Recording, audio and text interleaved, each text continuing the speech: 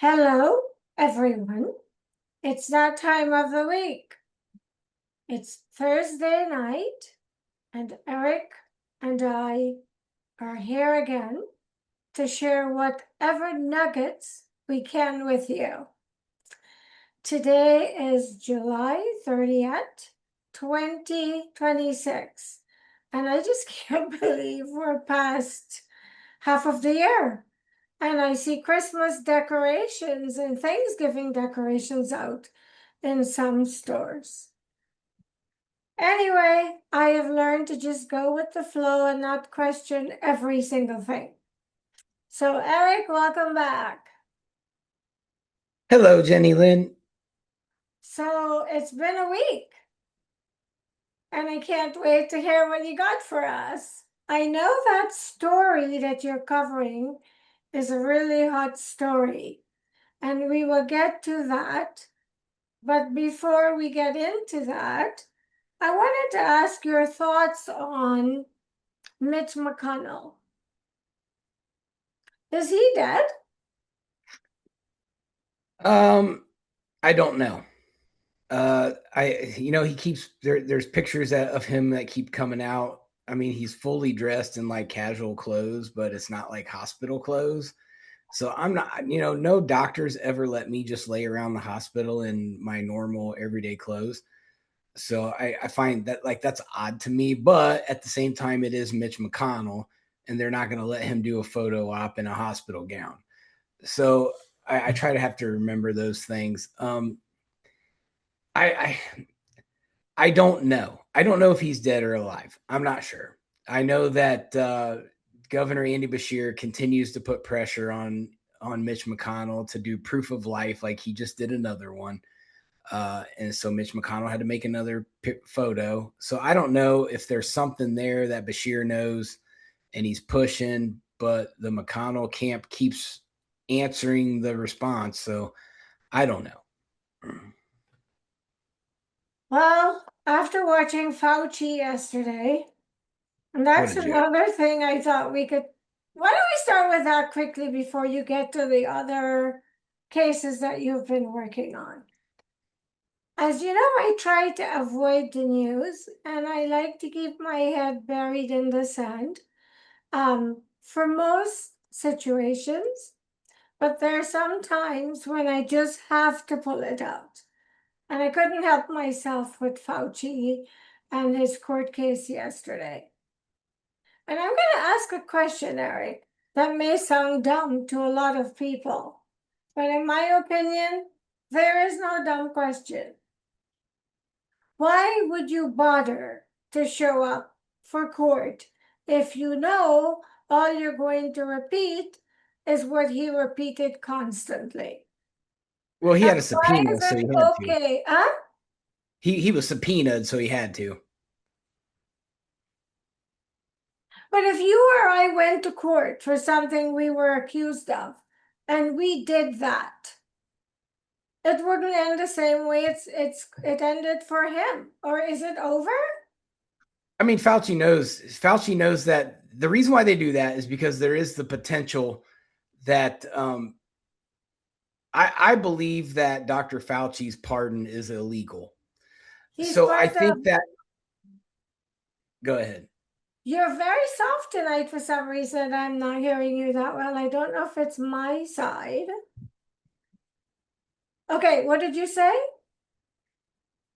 I think that Dr. Fauci is a lot of things. Um, he has some serious problems because now they've been able the paper trail's there. He's done. He's toast. I believe that his pardon, preemptive pardon that Joe Biden gave him on the way out the door is illegal. I've looked through constitutional law, I've looked through case law, I've looked through all this stuff, and what Joe Biden did, a preemptive pardon is not a protected thing in the Constitution or in federal law or in state law. It's illegal. So I think Dr. Fauci knows that. I think his lawyer knows that at the end of the day, that pardon could disappear if Trump pushes it hard enough. And then Dr. Fauci is going to be facing probably an indictment. I believe at the end of the day, after looking at all the evidence that's been presented about Dr. Fauci, I believe he is on the same level as Adolf Hitler as a genocidal maniac. Yes, because if he's guilty, and in America, they say you're innocent until proven guilty, but the dots are connecting. And you know how for Jennylyn, you have to make it make sense. And based on what I know, and I'm going to go ahead and say this here, I interviewed someone who was working with Dr. Fauci. And I'll tell the story quickly. I was contacted when I was at the TV station in California and asked to interview this doctor. And I'm not going to say her name. Her first name is Judy. I'm not going to mention the last name for those of you who want to go look her up. She was working with him and with Bill Gates. And she quit and started telling people not to wear the masks, not to take the vaccines. She was directly working with them on the team to find the cure for COVID. And I think she was made aware of what was really going on and decided she wasn't going to be a part of that. So she left and started working against them and warning people. So I was advised not to interview her. And then I discussed it with my director at the TV station and a few of my crew, and they go, Jenny, do it. And at the end of it, we'll tell you if you should post it or not. So I didn't. I was advised not to because of what she shared. But I kept it in my archives. And shortly after I relocated from California, I found out that we were going to have a similar type COVID situation. So I released the video. And I've been making videos for almost 20 years now. And it's the first and only time I was given a ticket. 2 people watched it. And by the time the rest of the friends are ready to watch it, it had been pulled down from YouTube. And I was warned. I just leave you all with that because the dots connected and it made sense. And I always say, until it makes sense, I'm not buying it.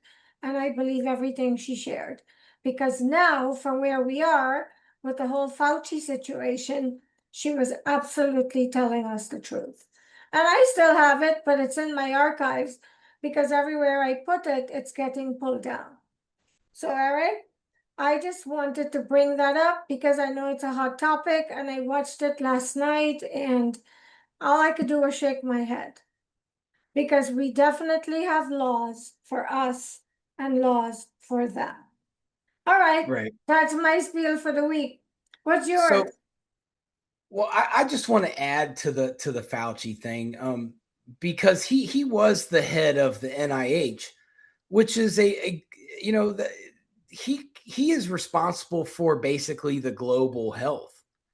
So for him to go into a congressional hearing and plead the fifth over and over and over again, when he oversaw dominantly the globe's health during the pandemic, and now he doesn't want to answer questions regarding the globe's health, let alone the United States, every world leader should be questioning him and making him answer for the gain of function research that we finally found that they were doing at the Wuhan lab with the CCP. So I think that is a huge issue. I think Dr. Fauci should be indicted and should face a jury. I think he cowered his way out, just like he always does. Once his diary was released, I went through some of that information. This guy is a narcissist. He only cares about himself, and he couldn't wait to get on the next magazine cover. And just him staying in the spotlight just fed that ego, and he was willing to deceive the world with his power at NIH to keep this pandemic going so he can continue to make Time Man of the Year all the time. And that's a disaster. Somebody like him doesn't need to be free to the world right now. He is the modern day Goebbels of the Nazi regime, and I think he needs to go to prison for the rest of his life. To me, someone like that, narcissistic, is too mild of an adjective. You almost need to create an adjective to describe his condition, but for me, it's just an illness. When you Yeah. consider the number of lives lost, and all he's looking for is a photo moment and fame, that tells me this something is missing up there somewhere. He's lost a moral compass and needs help. So where do you want to start this week? Well, there's a lot of stuff going on. We still have the Nolan Wells case going on down in Mississippi. Any progress on that? To me, it's turned confusing. The grand jury does have the case in their lap right now. So there was just recently an audio engineer that got a hold of the call, the 911 call per se. I don't know if that's exactly what it was, but she was able to isolate the background conversations, and the call came from the boat. And there are some questionable things on there. So I want to wait before I say too much more of some of the one boy that the internet is blaming on. I think his name was Warren something.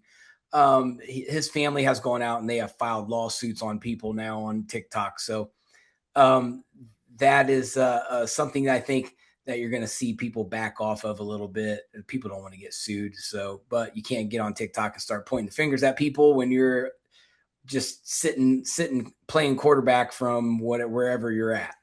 So that's why I've kind of taken a step back from that as far as being visual about it. I want to see, because it seems like every day a new piece of evidence comes out, and now they've subpoenaed all of his social media, like Snapchat, et cetera, to see what all, if anything was deleted, what all was deleted, where all the timestamps are. They're trying to put together this like digital timeline to see if it tells a story or not. And I think that's the right thing to do if you're, Nolan Wells' family, and he's got this Ben Crump, this attorney, these big shot attorneys in there. They're gonna go through everything with a fine tooth comb. Ben Crump needs a win under his belt. And the thing that sticks out to me is Nolan Wells' parents seem, or at least his mom, she seems very confident that there's something nefarious there. The audio recordings do potentially point towards maybe something's there. But to me, it's not definitive. It doesn't, it says there are things that are said, but it doesn't say, oh, I killed Nolan Wells. It doesn't say, hey, Nolan Wells is dead. She's got a few things on there that I didn't hear that she's